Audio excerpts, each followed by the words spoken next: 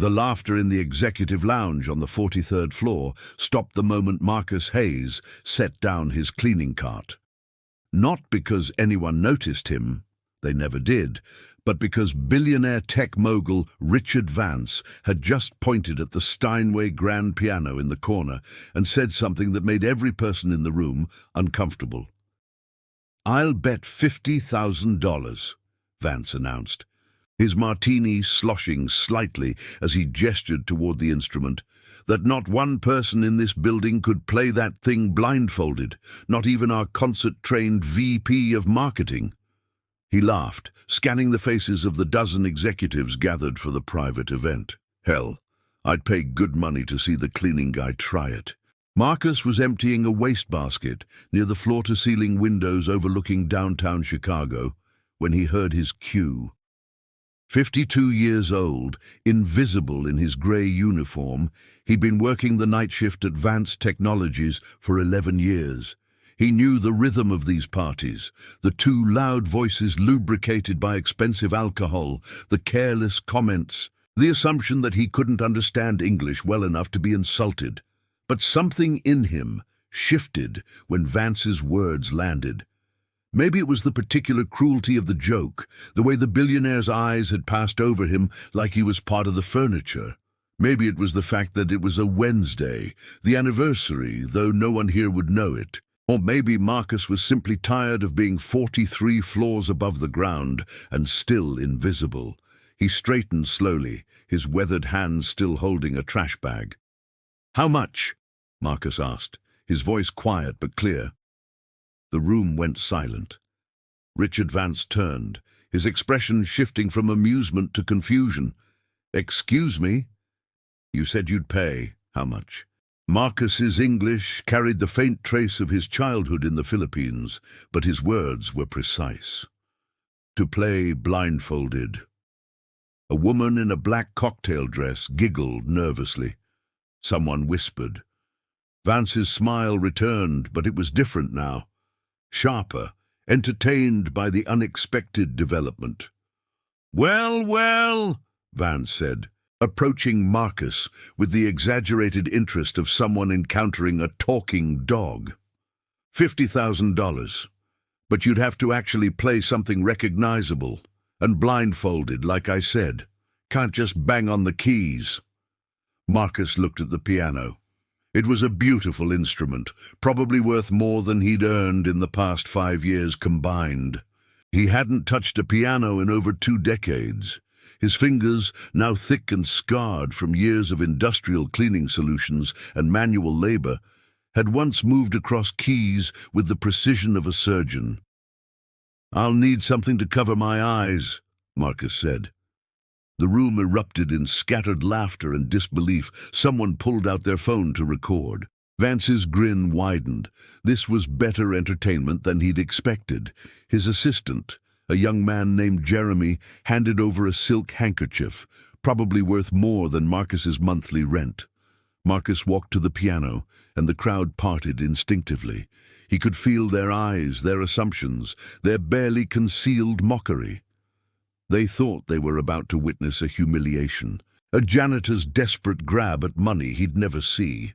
He sat on the bench, its leather smooth and foreign beneath him. Someone tied the handkerchief around his eyes, making sure it was secure. The room smelled of expensive cologne and premium liquor. Through the fabric everything was dark. Marcus raised his hands above the keys. And then he began to play. The first notes of Rachmaninoff's Piano Concerto No. 2 filled the room with such sudden crystalline clarity that several people gasped. His fingers moved across the keyboard with impossible precision, muscle memory buried for 23 years, rising like a tide.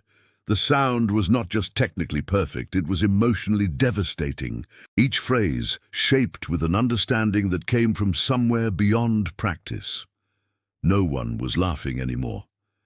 Marcus played for 3 minutes, navigating the complex passages without a single mistake, his hands moving with a grace that seemed to belong to a different person entirely. When he finished, pulling his hands away and letting the final notes fade into the shocked silence. He carefully removed the blindfold. The executives stood frozen, some with their mouths slightly open. Richard Vance's face had gone pale, his martini glass forgotten in his hand. The woman who'd giggled earlier had tears on her cheeks. Marcus stood, folding the silk handkerchief and placing it on the piano bench. He looked at Vance directly, something he'd never done in 11 years of working in this building. "I'll take cash," Marcus said simply. Then he walked back to his cleaning cart, picked up the handles, and pushed it toward the service elevator, leaving behind a room full of people who suddenly felt like they'd witnessed something they couldn't quite name. A reckoning, maybe, or a resurrection, or both. The service elevator descended in silence, except for the mechanical hum of cables and gears. Marcus's hands were shaking now, a delayed reaction he was grateful no one could see. He gripped the cart handle tighter, willing them still.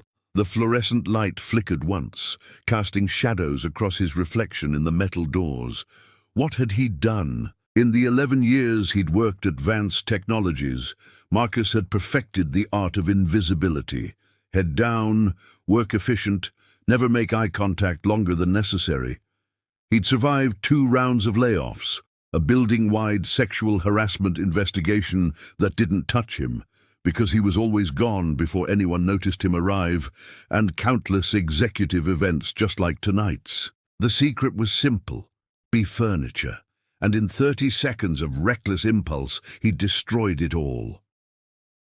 The elevator opened onto the basement level where the custodial staff had their break room. It was nearly midnight.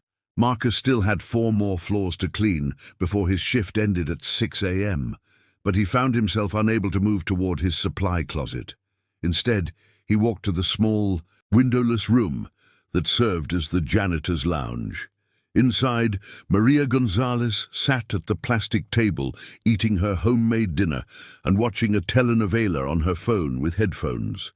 She was 61, had worked here longer than Marcus, and had raised 3 kids on the salary Vance Technologies paid its night staff.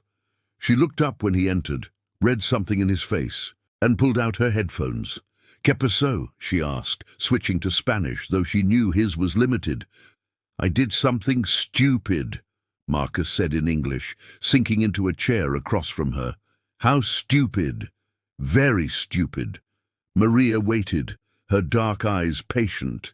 She'd seen Marcus through his divorce 8 years ago, through his daughter's hospitalization 3 years back, through the quiet grief that followed him like a shadow every March.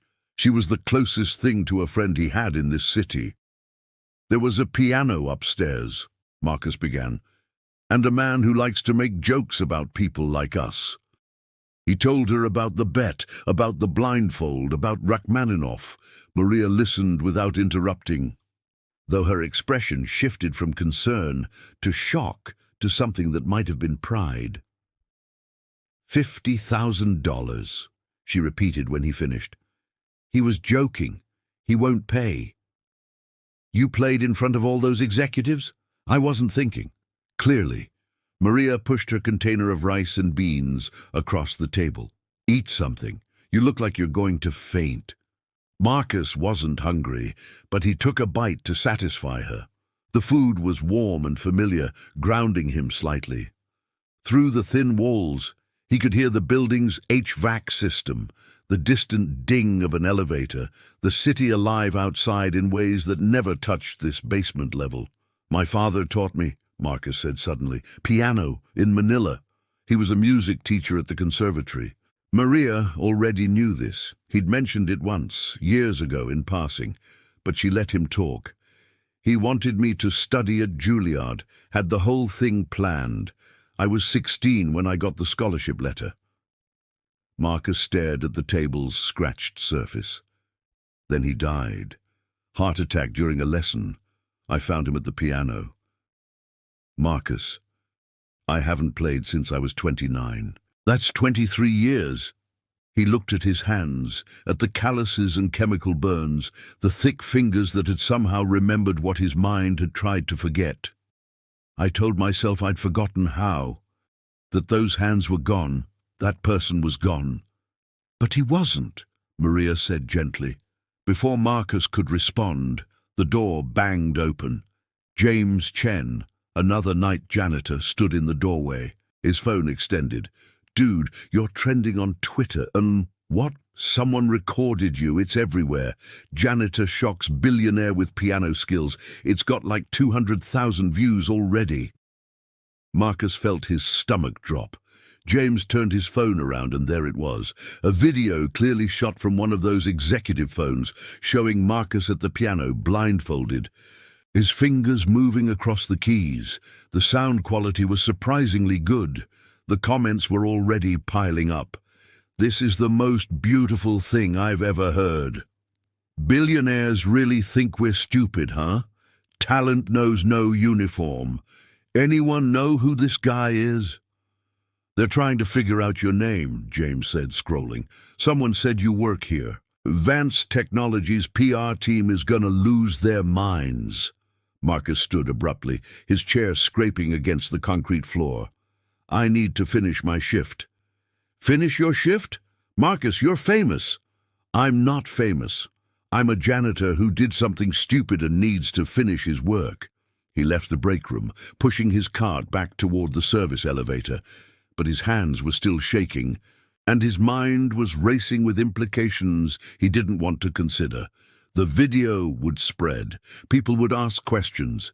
His carefully constructed invisibility was shattered, and somewhere 43 floors above him, Richard Vance was probably having a very different conversation about what had just happened. In the executive lounge, Richard Vance was indeed having a conversation, though he wasn't leading it for once. His head of PR, Catherine Mills, had arrived within 20 minutes of the video starting to spread, still in her gym clothes because she'd been on a treadmill when her phone exploded with notifications. "Tell me you didn't actually bet $50,000 on humiliating the cleaning staff," Catherine said, her voice tight with controlled fury. "It was a joke, Cat. Just party banter." "A joke that's been viewed 300,000 times in the last half hour. A joke that makes you look like an elitist asshole who enjoys degrading working-class employees." Vance set down his third martini. The lounge had cleared out quickly once people realized the video was spreading. Only Jeremy, his assistant, remained, looking like he wanted to disappear into the floor. "The guy could actually play," Vance said defensively. "How was I supposed to know?" "That's not the point.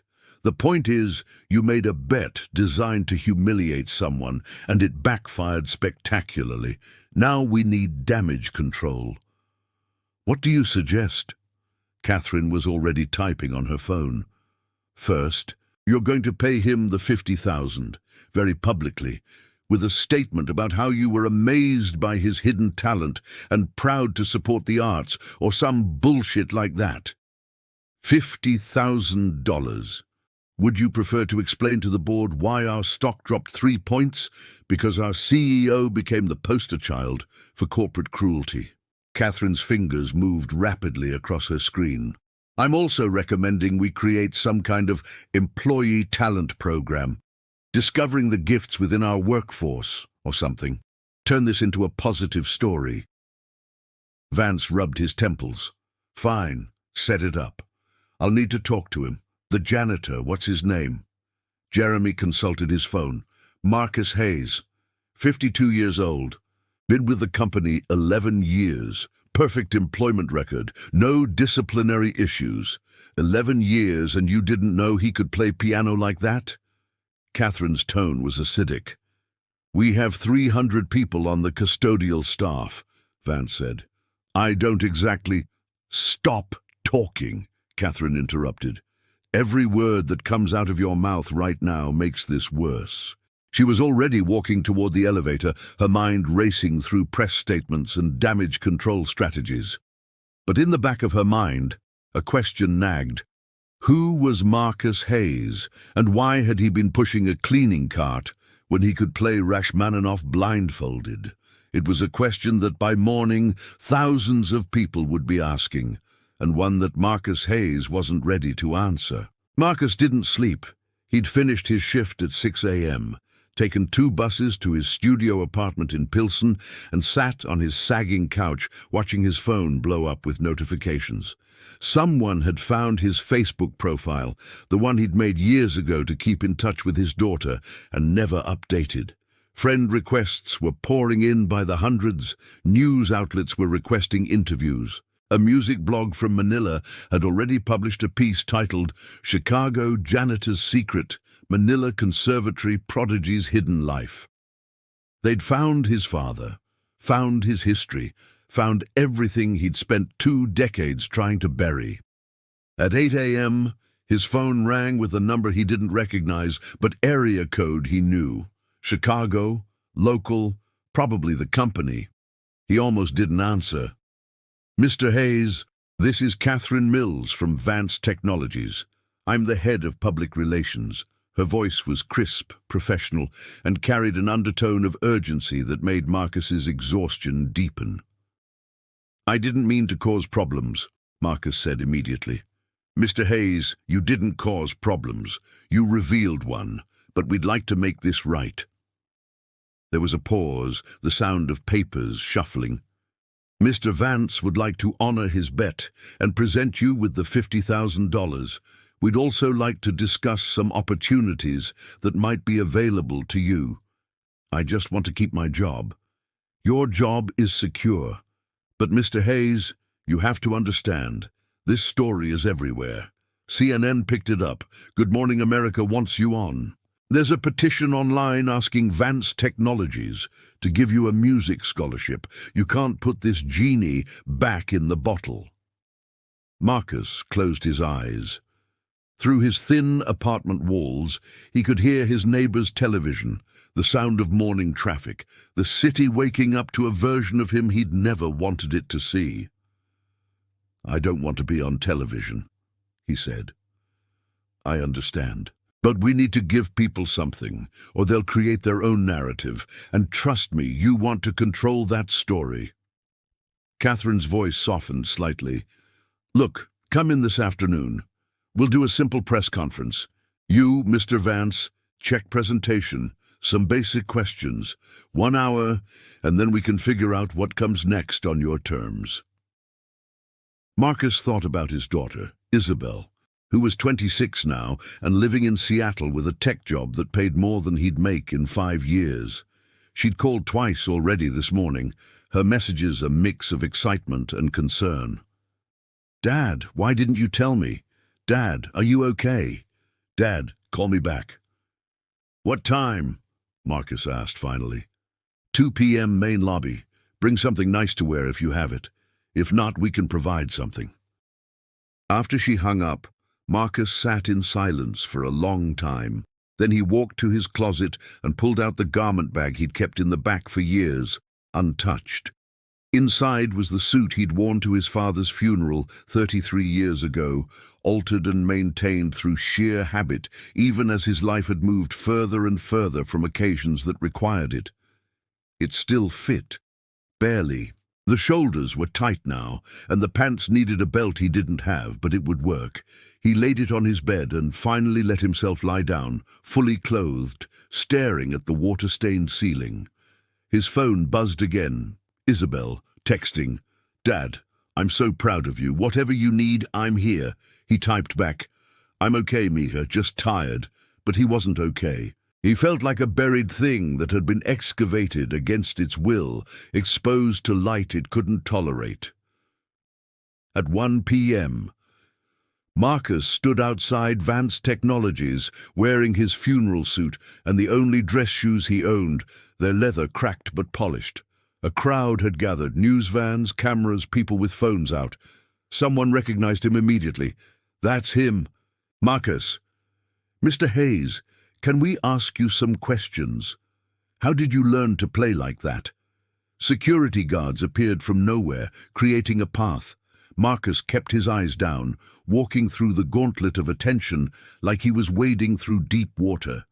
Inside the lobby, Catherine Mills waited with a team of people whose job titles Marcus couldn't guess. "Thank you for coming," she said. shaking his hand. Her grip was firm, professional. "We're set up in the main conference room. It'll be quick, I promise." But it wasn't quick. They needed makeup applied to reduce shine under the lights. They needed him to sign release forms. They needed to position him just right for the cameras, standing next to Richard Vance, who looked considerably more sober and uncomfortable than he had 12 hours ago. "Mr. Hayes," Vance said quietly, before the press was let in, "I want to apologize. What I said last night was inappropriate.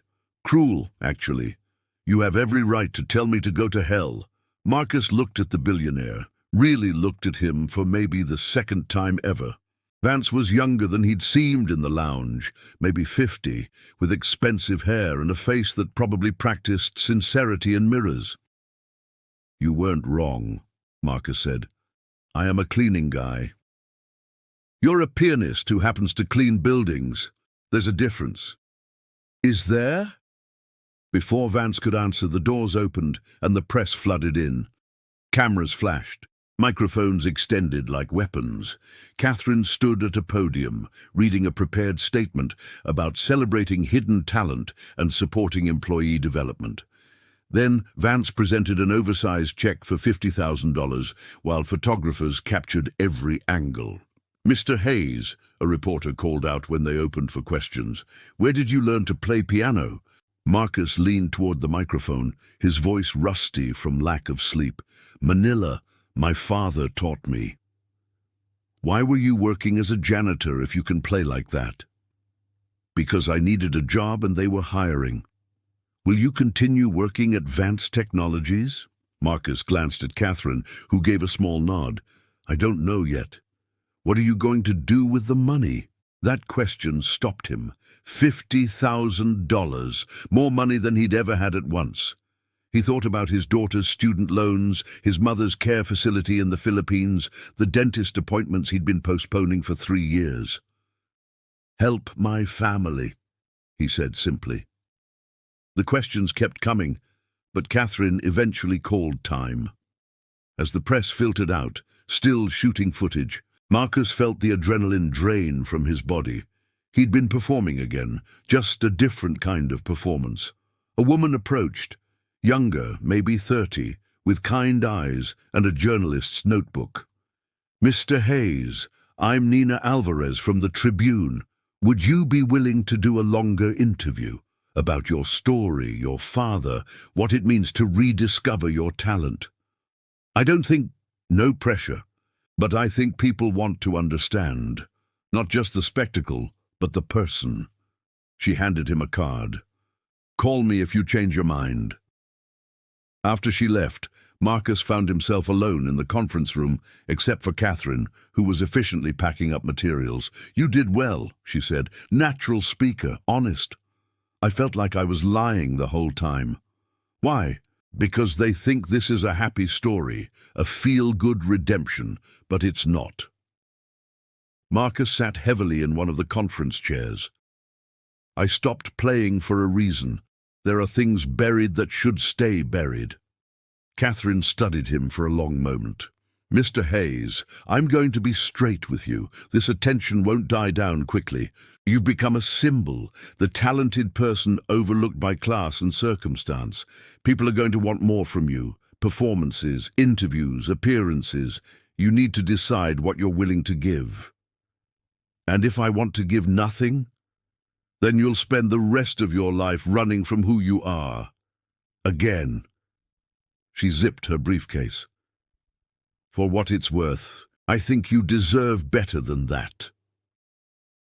That night, Marcus didn't go to work. He called in, his first sick day in 11 years, and instead sat in his apartment with his laptop, reading the hundreds of articles about himself.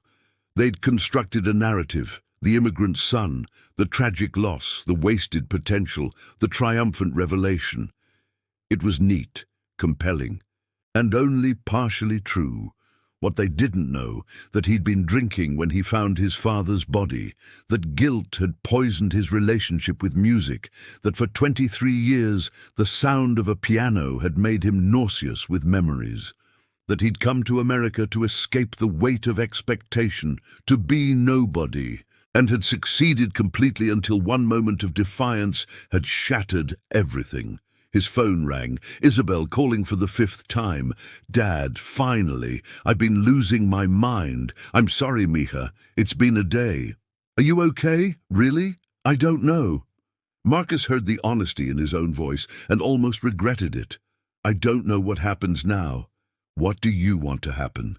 It was such a simple question, but Marcus couldn't answer it. What did he want? To go back to invisible? Impossible now, to embrace this exposure. Unbearable, to finally confront the grief he'd been running from since 1989. "I saw you play once," Isabel said softly. "You probably don't remember. I was 5. Mum had taken me to some church event, and there was a piano in the fellowship hall. You sat down and played one song, just one. I'd never seen you look like that. Happy, I guess, or free. Then you stopped and never touched a piano again in front of me." "I remember," Marcus said, though he'd tried not to for years. "I used to wonder why you stopped. I thought maybe you just didn't care about it anymore. But watching that video, Dad, the way you played, you never stopped caring. You just stopped letting yourself care." Marcus closed his eyes. His daughter had become wise when he wasn't looking. "I'm scared," he admitted. "Of what?" "Of everything this brings up. The memories, the expectations, the person I used to be." "Maybe that person is still you," Isabel said. "Maybe you've been punishing yourself for something that wasn't your fault." After they hung up, Marcus opened the garment bag again, but this time he reached past the suit to the small box beneath it. Inside was a photograph, faded, creased from years of handling, showing a teenage Marcus at a piano next to an older man with kind eyes and a proud smile. His father, Ronaldo, during Marcus's first recital at the Manila Conservatory. He'd been 16. His father had died 3 months later, and Marcus had spent the next 33 years believing that if he'd been a better son, a better student, less selfish and more attentive, he might have noticed the signs, might have saved him. The piano had become the symbol of that failure. Every key a reminder, every note an accusation. But tonight, holding that photograph in his scarred janitor's hands, Marcus let himself consider a different possibility, that music hadn't killed his father, that tragedy didn't require blame, that maybe, just maybe, he could play again without drowning. The thought terrified him, but it also felt like the first deep breath he'd taken in 23 years. The interview with Nina Alvarez was supposed to happen in a quiet coffee shop, but quiet turned out to be impossible. Even at 9 a.m. on a Thursday, in a neighborhood Marcus thought no one knew him, people recognized him. Phones came out. A barista asked for a selfie. An elderly woman touched his arm and said her husband had been a musician too before he died, and thank you for reminding her of that beauty. Nina rescued him, steering Marcus to her car. "Let's go somewhere more private." They ended up at Grant Park, walking the near-empty paths by the lake. November wind cut through Marcus's jacket, but the cold felt cleansing. Nina asked questions, but they weren't the ones journalists had been throwing at him all week. She wanted to know about his father's teaching methods, about growing up in a house filled with music, about the specific sound of Manila rain on the conservatory's tin roof. "You're not asking about the video," Marcus said finally. "Everyone's asking about the video. I want to understand what came before it." Nina stopped walking, turning to face the grey lake. "Your father died when you were 16. 29. I was 16 when I got the Juilliard scholarship. He died 13 years later. But you stopped playing at 29. "Yes. Can you tell me why?" Marcus hadn't told anyone the full story. Not his ex-wife, not Isabel, not Maria. It sat in his chest like a stone he'd swallowed years ago, too lodged to dislodge, too heavy to carry. "My father taught evening classes," Marcus began. "I was supposed to drive him home that night, but I was at a bar with friends. celebrating my birthday, getting drunk, being 29 and stupid. He called asking for a ride. I didn't answer. I was too wasted, didn't want him to know. So he took the train. Nina listened without interrupting. He collapsed on the platform, heart attack. They said it was massive, probably nothing anyone could have done. But I kept thinking, if I'd answered, if I'd been there, maybe 5 minutes earlier to a hospital would have mattered. Maybe he'd still be alive. Marcus's voice was steady, practiced from years of internal repetition.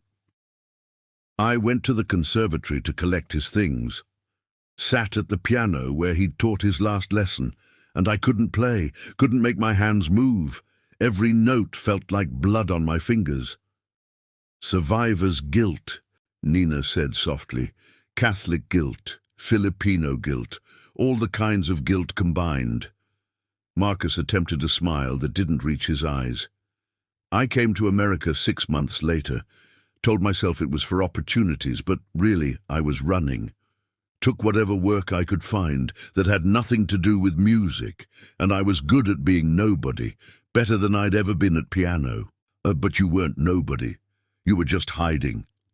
Maybe. But hiding felt safer than being seen. They walked in silence for a while. The city rose behind them, glass and steel against the November sky. Marcus thought about the person he'd been, talented, driven, marked for success, and the person he'd become. Both felt like costumes that didn't fit anymore. "What happens now?" Nina asked. "You've gone viral. Celebrities are tweeting about you. There's a change. Org petition with 2 million signatures asking orchestras to give you a chance. You can't put this back in the box." "I know. So, what do you want?" There was that question again. Isabel had asked it, Catherine had implied it, and Marcus still didn't have an answer. "I've been offered things," he said instead. "A recording contract from some independent label, a teaching position at a community college, guest spot on Ellen, manager representation. Even Vance Technologies offered me some made-up job in their employee enrichment program with 3 times my janitorial salary. Are you considering any of it? I don't know if I can play again. Not really. What happened in that lounge, that was muscle memory, adrenaline, anger. But to actually pursue music again, to live with it every day?" Marcus shook his head. "I'm not sure I'm strong enough. Or maybe you're not sure you deserve it." The words hit Marcus like a physical blow. Nina's expression was gentle but unflinching. "Your father wanted you to play," she said. "Would he want you to spend 30 years punishing yourself?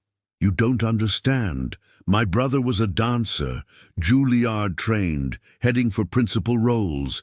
Got hit by a car crossing Broadway when he was 25. Driver was texting." Nina's voice remained steady. "I was supposed to meet him for dinner that night. I cancelled because I had a date. For 3 years, I convinced myself that if I'd met him, he would have crossed that street 5 minutes earlier or later, would have missed that car. Guilt makes us think we're powerful enough to change fate. We're not." Marcus felt something crack in his chest. "How did you stop?" Therapy, time, and finally accepting that honoring his memory meant living fully, not less. He'd be pissed if he knew I'd wasted years on guilt he wouldn't want me carrying. She met Marcus's eyes. "What would your father want for you?" The answer came immediately, bypassing the defenses Marcus had built. He'd want me to play. Ronaldo Hayes had been many things, teacher, musician, immigrant, who'd built a life through discipline and passion. But above all, he'd believed that music was a form of prayer, a way of touching something larger than yourself. He would have been devastated to know his death had silenced his son. "I need to think," Marcus said, his voice rough. "Take your time. But Marcus, don't let fear make this decision. You've already lived that version of the story." The breaking point came 3 days later, in the most mundane way. Marcus had returned to work. The night shift, the invisibility he craved, but everything was different. His co-workers treated him like a celebrity. The executives on the upper floors knew his name. Someone had left flowers by his cleaning cart. The comfort of anonymity was gone, replaced by constant recognition he hadn't earned and didn't want. On Tuesday night at 2 a.m., he was cleaning the executive lounge again. The Steinway sat in the corner, untouched, and Marcus had been carefully avoiding looking at it for hours. But finally, alone with only the city lights through the windows, he allowed himself to approach. The piano gleamed, perfect and patient. He pulled out the bench, the same bench where he'd sat blindfolded a week ago, and settled onto it. No audience this time, no cameras, just Marcus and the instrument he'd loved and feared for decades. He placed his hands on the keys without pressing down. The ivory was cool, smooth.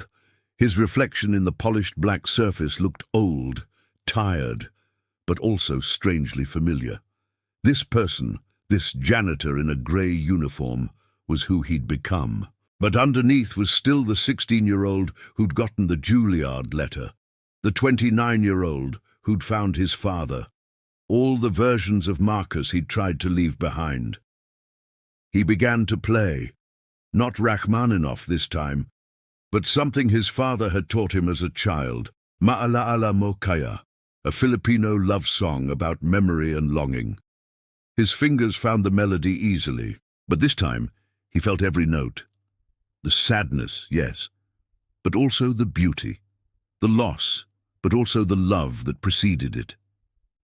Tears came, unexpected and overwhelming.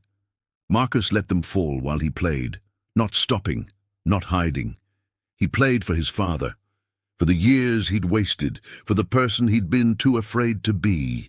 He played until his hands ached and his face was wet and his chest felt lighter than it had in 3 decades. When he finally stopped, someone was standing in the doorway.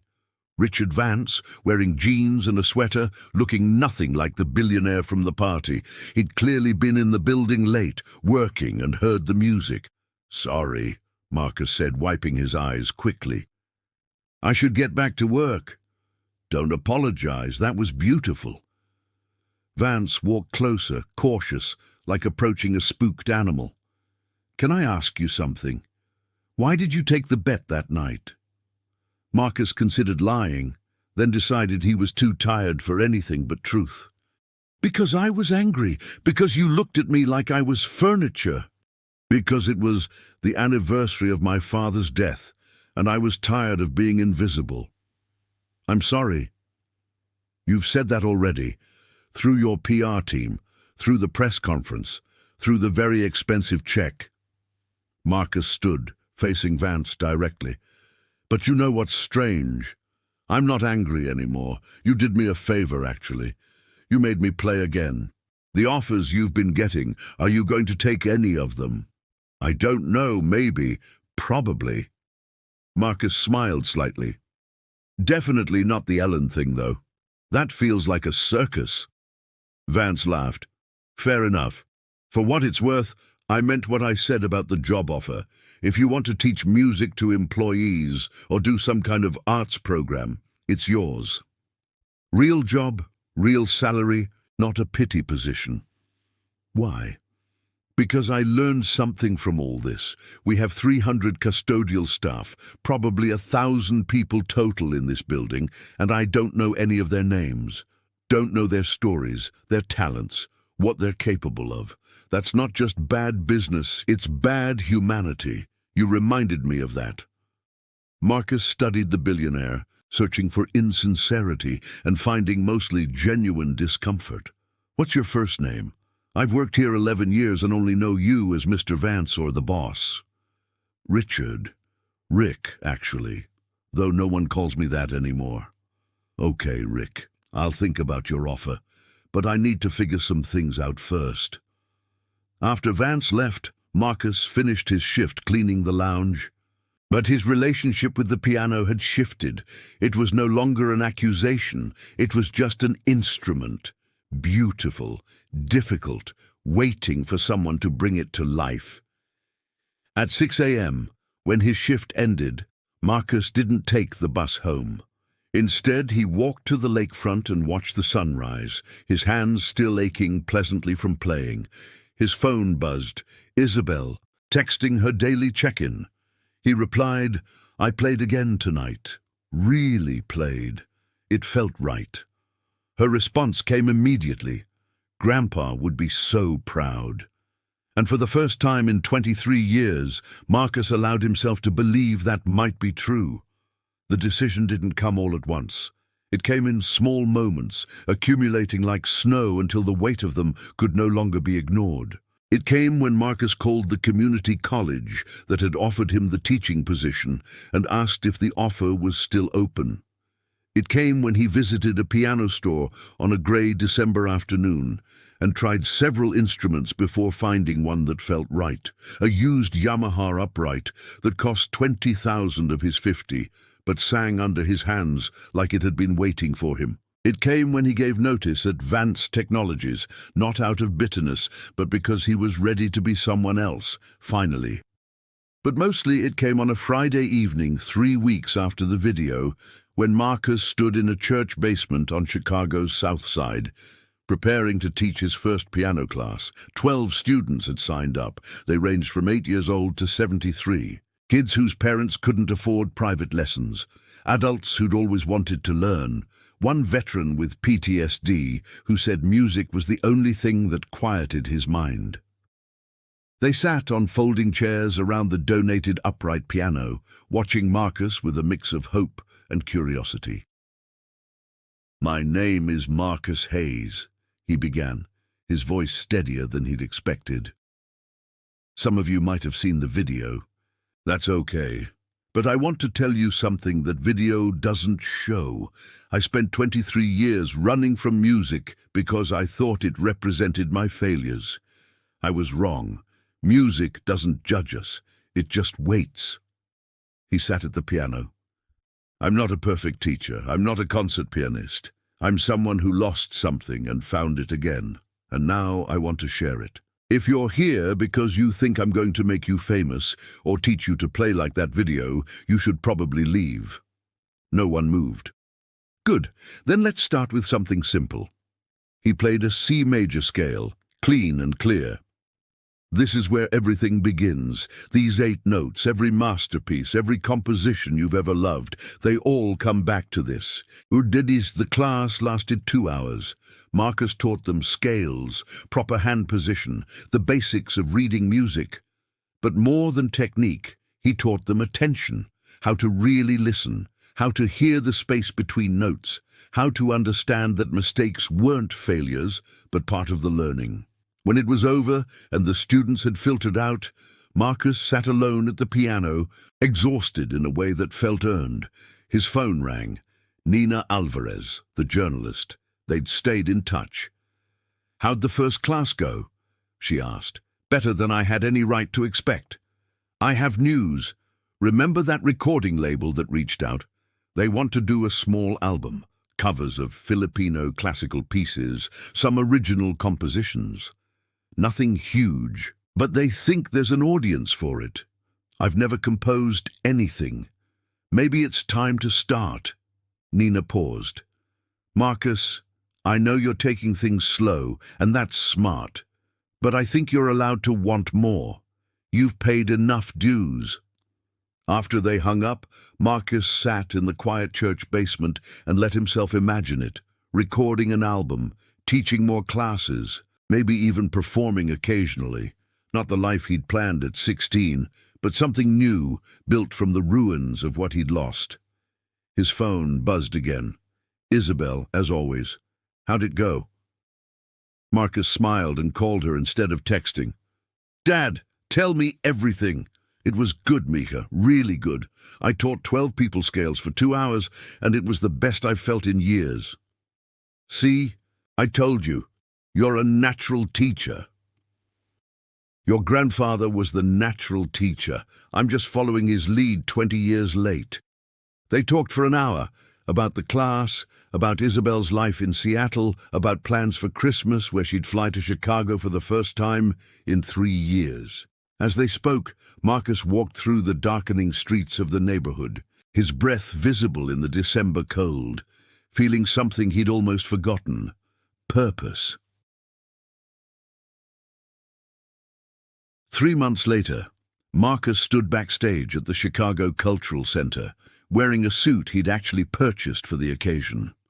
The event was small, a community concert featuring local musicians, nothing prestigious or glamorous. But it was his first public performance since the viral video, his first time choosing to play rather than being challenged into it.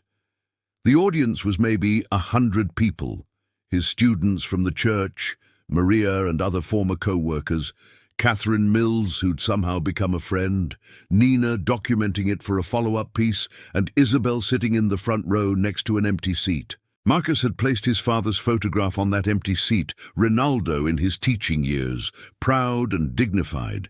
It was sentimental, maybe even maudlin, but Marcus didn't care. This performance was for his father as much as for himself. When they called his name, Marcus walked onto the small stage. The piano was a decent Steinway, not as grand as the one in Vance's lounge, but well-maintained and responsive. He sat, adjusted the bench, and looked out at the faces watching him. "Thank you for coming," he said simply. "I'm going to play some pieces tonight that mean something to me. Some you might know, some you won't. But all of them are about what music can do. How it carries memory, how it processes grief, how it connects us to people we've lost and people we haven't met yet." He began with the song he'd played that night in the lounge, Malala Mokaya. But this time, he didn't cry. He played it with understanding, with acceptance, with the kind of peace that only comes after years of struggle. Then he moved into a piece he had composed in the past 3 months, something he'd titled Pilsen Nocturne, about his neighborhood, about second chances, about finding beauty in unexpected places. It wasn't perfect. There were rough sections, moments where his composition skills showed their rust. But it was honest. The audience listened with complete attention. No phones out, no recordings, just people experiencing music in real time, letting it wash over them and through them. For his final piece, Marcus played Rachmaninoff's Piano Concerto No. 2, the same piece from the viral video, but this time without a blindfold, without anger, without proving anything. He played it because it was beautiful and because he finally felt worthy of creating beauty. When he finished, the applause was warm but not overwhelming. This wasn't Carnegie Hall. These weren't critics. These were people who understood that what they'd witnessed wasn't perfection, but transformation. A man learning to live with himself again. Afterward, in the small reception area, Marcus was surrounded by his students, by well-wishers, by people sharing their own stories of loss and recovery. Isabel hugged him fiercely, whispering, "Grandpa would have loved this," into his ear. Nina found him near the end, her journalist's notebook tucked away for once. "How does it feel?" "Terrifying. Wonderful. Right." Marcus smiled. "Like coming home after being lost for a very long time." "The recording starts next month, right?" "Yeah, small studio in Evanston. They're giving me creative control, which is either very trusting or very stupid of them. I think you'll surprise yourself." As the crowd thinned, Marcus found himself alone with his father's photograph. He picked it up, studying the familiar face, the pride in those eyes that he'd been too young to fully appreciate. "I'm sorry it took so long," Marcus said quietly, "but I'm playing again. Teaching, living. I think you'd be okay with that." The photograph, of course, didn't answer, but Marcus felt a release nonetheless, like a long-held breath finally exhaled. 6 months after that, Marcus's life had achieved a kind of equilibrium that would have seemed impossible a year earlier. He was teaching 3 classes a week at the community college and 2 at the church. The album, Homecoming, he'd titled it, had sold modestly, but received warm reviews in several music publications. He'd been invited to perform at a Filipino cultural festival and at a benefit for arts education. He still lived in his studio apartment in Pilsen, still rode the bus, still shopped at the same grocery store where the cashiers now knew his name. But the person living that life was different, less invisible, less afraid, more willing to be seen. On a warm June evening, Marcus sat on his apartment's small balcony with his laptop, answering emails from potential students, when his phone rang. An unknown number, Philippines country code. "Hello? Marcus Hayes?" The voice was elderly, female, speaking English with a thick Manila accent. "I am Dr. Sofia Mercado. I taught with your father at the conservatory." Marcus's hand tightened on the phone. "Dr. Mercado, I remember you. I saw the video. Everyone in Manila saw the video, and I wanted to tell you something your father said many years ago before you were born." "Okay." He said that music was not about perfection. It was about truth, about showing people who you really are, even the broken parts, especially the broken parts. He said the greatest musicians were the ones who had been shattered and learned to play through the cracks. She paused. "He would be very proud of you, Marcus. Not because you play beautifully, though you do, but because you finally let yourself be honest." After they hung up, Marcus sat in the gathering dusk, listening to the sounds of his neighborhood, children playing, music from someone's open window, the distant rumble of the L train. Life in all its messy, beautiful complexity. His phone buzzed. A text from Richard Vance, of all people. "Heard you're performing at the Arts Festival next month.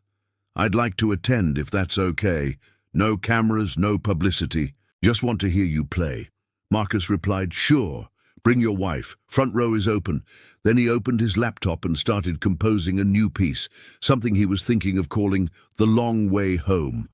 It was about a journey that took 30 years and 3 decades of mistakes, about a father and son separated by death and silence and finally reunited through music, about the person you become when you stop running from who you are. The notes came slowly at first, then with increasing confidence. Marcus worked late into the night, his fingers finding melodies he didn't know he remembered, creating something that was entirely his own. On the empty chair next to his desk, he'd placed his father's photograph, watching, waiting, proud.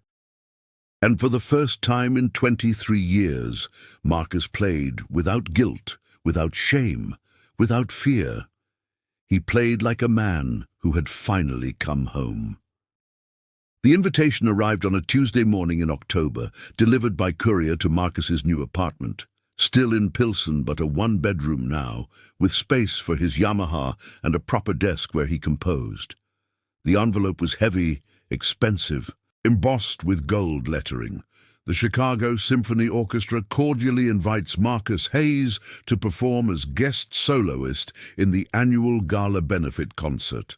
Marcus read it 3 times, certain he was misunderstanding. The CSO. One of the finest orchestras in the world. They wanted him, a janitor turned teacher whose only album had sold 3,000 copies, to perform at their gala. He called Nina immediately. "Did you know about this?" he asked. "About what?" She sounded distracted, probably on deadline. "The symphony. They want me to play at their gala. This has to be a mistake."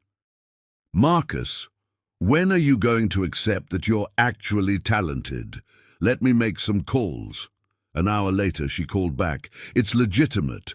Apparently, the new music director heard your album.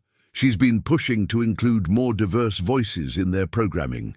You'd be playing Gershwin's Rhapsody in Blue with full orchestral backing, December 15th. It's a huge deal." Marcus sat down heavily. Rhapsody in Blue. A piece that required not just technical skill, but absolute confidence, the ability to dialogue with an entire orchestra, to hold your own against some of the finest musicians in the country. "I can't do this," he said. "Why not?" Because I'm not ready. Because I've been playing seriously again for less than 2 years. Because this is the kind of opportunity you build toward over decades, not stumble into because of a viral video. Or, Nina said gently, because you're scared. She wasn't wrong. The small venues Marcus had been playing, community centers, churches, cultural festivals, those felt manageable. But Symphony Center, with its perfect acoustics and sophisticated audience and legacy of legendary performers, that was different. That was facing not just his own demons, but the ghost of who he might have been if his father had lived, if he'd gone to Juilliard, if he'd never stopped playing. I need to think about it, Marcus said. The offer stands for 48 hours. After that, they'll ask someone else. That night, Marcus couldn't sleep. He lay in bed staring at the ceiling, his mind racing through every possible disaster, his hands cramping mid-performance, forgetting the music. Being exposed as a fraud in front of thousands of people and an orchestra that had performed with actual legends. At 3 a.m., he got up and sat at his piano. But instead of practicing Gershwin, he found himself playing the simple C major scale he taught his first students, the foundation of everything, the place where it all began. His phone lit up. A text from Isabel. Can't sleep either. Time zones are weird, he called her. It's 3 in the morning there. What are you doing awake? Connor proposed. Her voice was bright with happiness and nerves. Like an hour ago, we were just watching TV and he got down on one knee and I said yes. And now I'm too wired to sleep. Mia, that's wonderful! Marcus felt genuine joy cut through his anxiety. Tell me everything. Isabel talked for 20 minutes about the proposal, the ring, the plans they were already making. Marcus listened, grateful for the distraction, for the reminder that life continued in beautiful, unexpected ways. So what's keeping you up? Isabel asked finally, and don't say nothing. I can hear it in your voice. Marcus told her about the symphony invitation, about his fear, about feeling like an imposter. Dad, do you remember what you told me when I was applying to grad school? When I said I wasn't smart enough for MIT? I remember. You said, fear of success is just fear dressed up in humble clothes. You said I needed to stop apologizing for being good at things. Isabel's voice softened. Take your own advice. You've earned this. Grandpa would want you to do it. After they hung up, Marcus sat at the piano and opened the Gershwin score he'd downloaded months ago just to look at, never imagining he'd need it. The opening clarinet glissando, that iconic slide that everyone recognized, would be the orchestra's. But then the piano entered, bold and confident, announcing itself to the world. Could he do that? Could he announce himself finally without apology or hesitation? His hands found the opening piano passages. They were difficult but not impossible. He'd played more technically challenging pieces, but Gershwin required something beyond technique. It required joy, swagger, the kind of confidence Marcus had spent decades suppressing. He played until dawn, working through the first movement, surprising himself with how much he remembered from his conservatory days. His father had loved Gershwin, had taught Marcus the piece when he was 19, saying it captured something essentially American, the collision of cultures, the transformation of sorrow into celebration. When morning light filled his apartment, Marcus picked up his phone and called the number on the invitation. "This is Marcus Hayes," he said when someone answered. "I'm calling about the gala performance. My answer is yes." The next 2 months were the most intense of Marcus's musical life. The CSO's music director, Dr. Yuki Chen, was a brilliant but demanding conductor in her early 40s, who had no patience for self-doubt or false modesty. "You were invited because you're good enough," she said at their first meeting. "Now stop acting like you need permission to be here." She assigned him a rehearsal pianist from the orchestra to help him prepare. David Kim was a Korean-American musician in his 30s who played with a precision that was initially intimidating, but he was also patient, generous with his knowledge, and genuinely excited to work with Marcus. "Your interpretation is interesting," David said during their third session. "You play Gershwin like it's a confession instead of a celebration." "Is that bad?" "Not bad. Different. But you need to find the joy in it too. This piece is about everything. Sadness, hope, ambition, love. You're only giving me half the story." Marcus tried again, this time pushing past his natural restraint, letting himself be bigger, bolder. It felt uncomfortable, like wearing clothes that were slightly too bright, but David nodded approvingly. "Better. Keep pushing."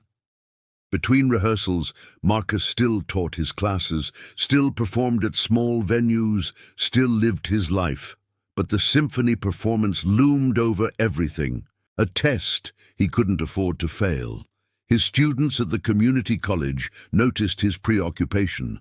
One of them, a 60-year-old accountant named Patricia, who'd always wanted to learn piano, stayed after class one evening. "You seem stressed," she said. Marcus admitted to the upcoming performance, the pressure he felt. Patricia smiled. "You know what you told me when I said I was too old to learn piano? You said music doesn't care about your age or your credentials. It just cares if you show up honestly. Maybe you should take your own advice." Everyone, apparently, was determined to throw his wisdom back at him. A week before the performance, the full orchestra rehearsal was scheduled. Marcus arrived at Symphony Center 2 hours early, unable to stay away. The building was magnificent, a landmark of Chicago architecture with its perfect acoustics and storied history. Legends had played here: Horowitz, Rubinstein, Lang Lang. And now Marcus Hayes, former janitor, would add his name to that list. The thought was simultaneously thrilling and terrifying. Dr. Chen found him backstage, staring at the piano on the stage. "Nervous?" she asked. "Completely." "Good. Nerves mean you care. Just remember, the orchestra is on your side. We want you to succeed. This is collaboration, not combat." The rehearsal was unlike anything Marcus had experienced. Playing with a full orchestra was overwhelming at first. The sound surrounded him, supported him, challenged him to rise to meet it. The strings swelled beneath his passages. The brass punctuated his phrases. The percussion drove the rhythm forward. Dr. Chen stopped them frequently, adjusting tempos, balancing sections, helping Marcus find his place in the larger musical conversation. By the end of the 3-hour rehearsal, Marcus was exhausted but exhilarated. "You're going to be fine," Dr. Chen said as they packed up. "Better than fine. Just trust yourself." That night, Marcus video-called Isabel to tell her about the rehearsal. She was in her apartment in Seattle, Connor visible in the background cooking dinner, the domestic scene so normal and beautiful it made Marcus's chest ache with happiness for her. "I wish Grandpa could see this," Isabel said. "His son playing with the Chicago Symphony. He'd lose his mind." "He'd probably have notes on my interpretation," Marcus said, smiling. "Definitely. But he'd be so proud, Dad. I know he would." After they said goodbye, Marcus pulled out his father's photograph, the one that had sat on the empty chair during his first public performance, that now lived on his desk. He studied Ronaldo's face, trying to imagine what he would say about this moment. The answer came clearly, in his father's voice, remembered across decades. Music is not about being perfect. It's about being present. Show them who you are.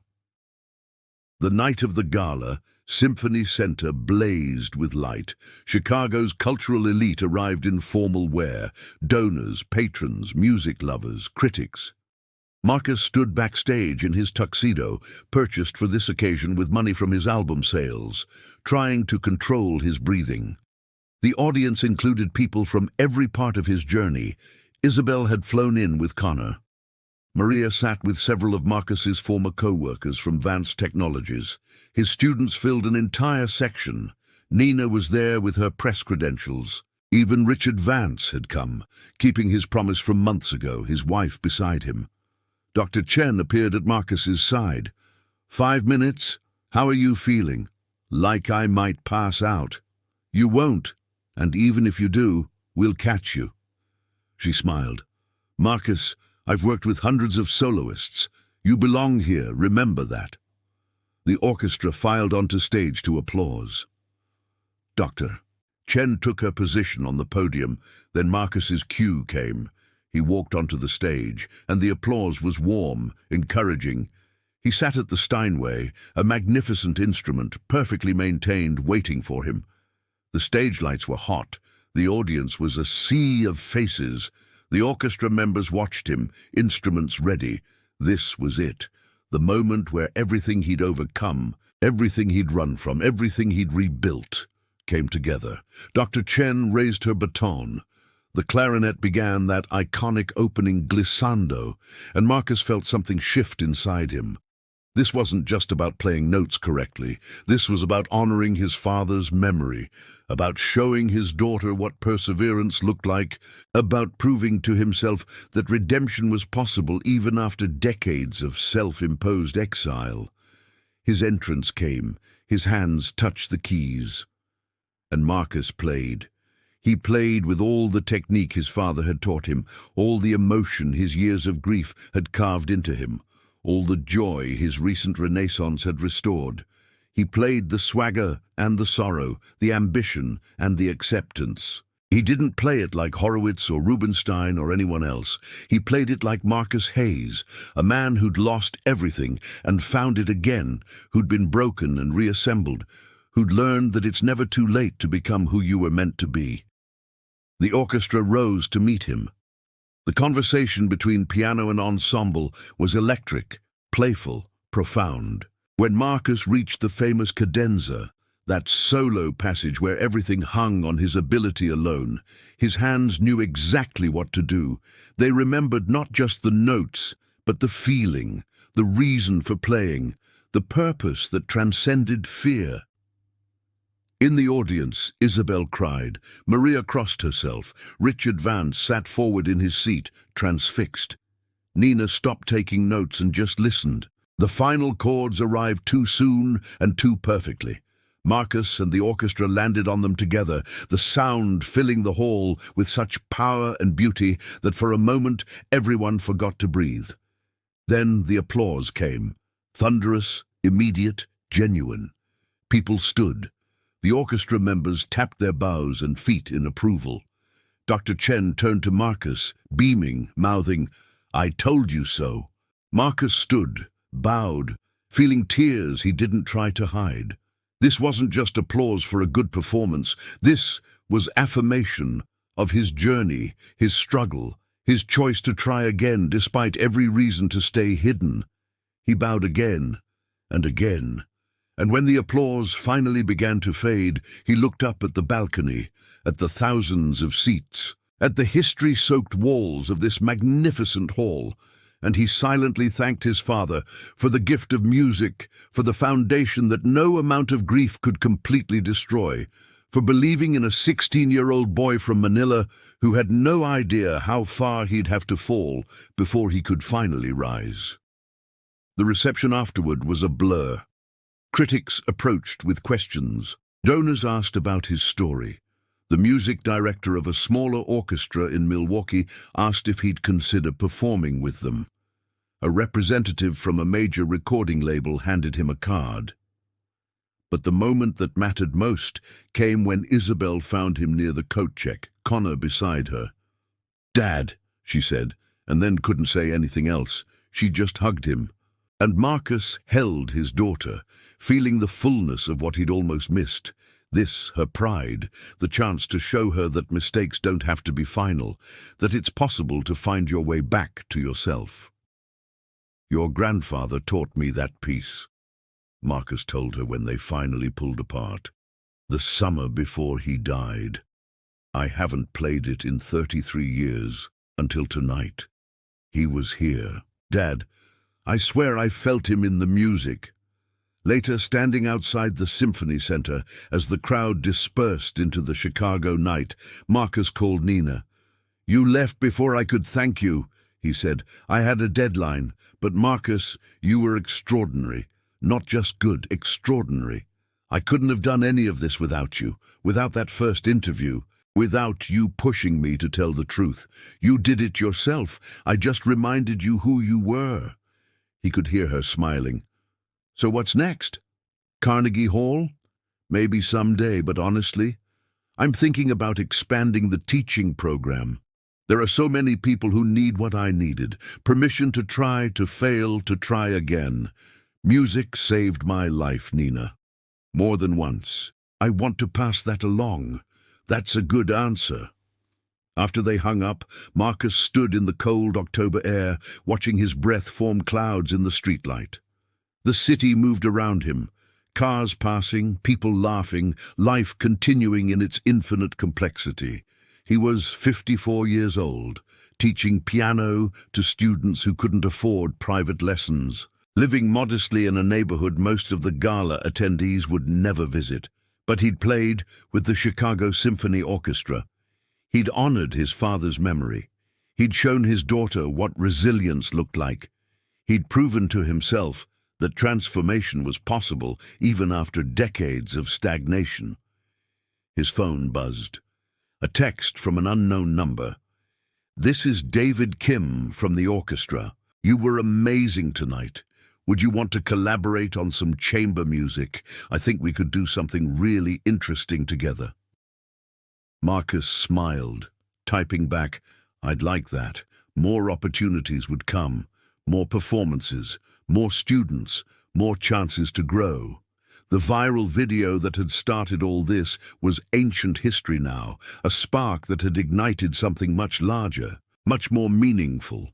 As Marcus walked toward the L station, heading home to his piano and his small apartment and his new life, he thought about something his father used to say. "The music you play is the life you live. Make it honest. Make it beautiful. Make it yours." For the first time in 33 years, Marcus felt like he was doing exactly that. And as the train carried him through the night, past the glittering downtown, toward the neighborhoods where real life happened, Marcus Hayes, former janitor, reluctant virtuoso, late-blooming teacher, allowed himself to feel something he'd denied himself for far too long. Pride, not in his talent, though that existed, not in the performance, though it had been exceptional, but in the courage it had taken to play again, to be seen again, to risk failure and heartbreak and exposure for the chance to create something beautiful. His father would have understood, and somehow Marcus knew that was enough.